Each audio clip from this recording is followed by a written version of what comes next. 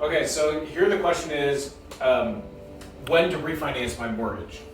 And this is actually a really interesting question because there's really no right or wrong answer, but I'll tell you my opinion and why I think I'm right. Because how much, basically there's a lot of people right now who could save money on refinancing their mortgage, but they don't because they have some kind of arbitrary number as to what they need to hit in order to justify refinancing. So if they have a 4%, they want to refinance to a 3%, otherwise they're not going to do the refinance. But yeah, we'll just kind of go through the way that I evaluate refinance opportunities. And by the way, I do this with my own mortgage. So this is while I refinance other people's loans for a living, this is exactly how I approach my own mortgage.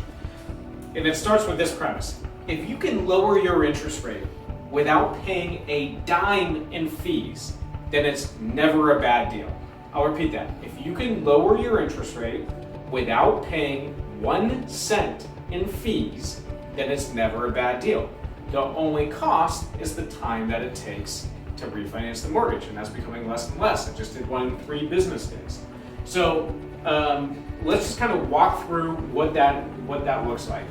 Let's say right now your interest rate is, say, 3.875, okay? And you're like, yeah, I got a good rate, which of course is a great rate. But let's say you have an opportunity to go to, let's say, 3.625, okay? So you're going from 3.875 to 3.65. Not a big drop in rate, so a lot of people, wouldn't necessarily advise to do that. Now, what if that 3.87, what if the 3.625 was providing you, let's say you have a $400,000 loan amount, you're getting a 1% lender credit, so you're actually getting a lender credit of $4,000. And the fees associated with the loan, like the title fees, the recording fee, everything like that, come out to, let's say, $2,500.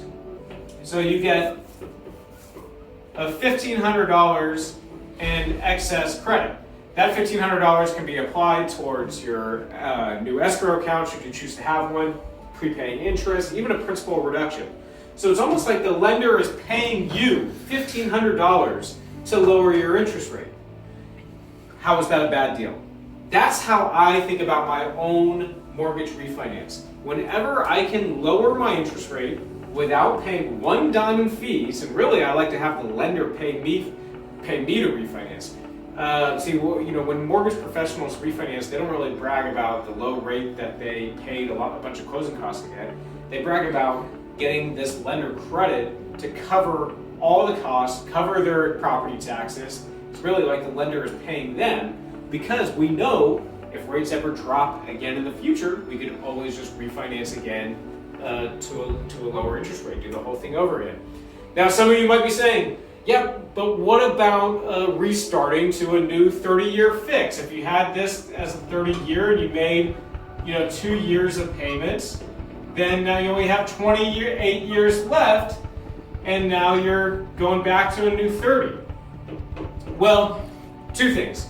One, you could always, there's no prepayment penalty, and so you can always pay more towards your new 30-year fixed mortgage. And you can actually calculate exactly how much do I need to pay extra each month to pay off the loan in a given period of time, let's say 28 years. And if you were to make your same payment that you're paying on your 30-year fixed mortgage at 3.875, but now applying that same payment to 3.625, you would actually pay off your loan faster than what you have it here at the 28 years. And the reason why is because your mortgage interest rate is less. There's more going towards the principal balance. And then, depending on your loan amount, depending on the type of loan that you're qualifying for, you can actually set up the loan to be matched pretty close to your term. So the loan can be set up not as a 30-year, but as a 28-year loan. Or let's say you want to even pay off the loan faster. You say, okay, I got 28 years left, but I want to do a 27-year mortgage refinance. So we call this Yorgage. So it's basically your way of setting up the mortgage the way you want. But there's really no drawbacks to going back to the 30-year because, like I said, you could always pay more if you'd like. But if you'd rather not do the mental math and have it pay extra, you can even set it up as a 27-year loan. Right now, there's probably about that was my my new wedding ring. Right now, there's probably about 11 million homeowners who could lower their rate without paying a dime in fees. So if you're one of them, just go to SELFi.com and just see how much you can save, and perhaps you can do a negative closing cost loan.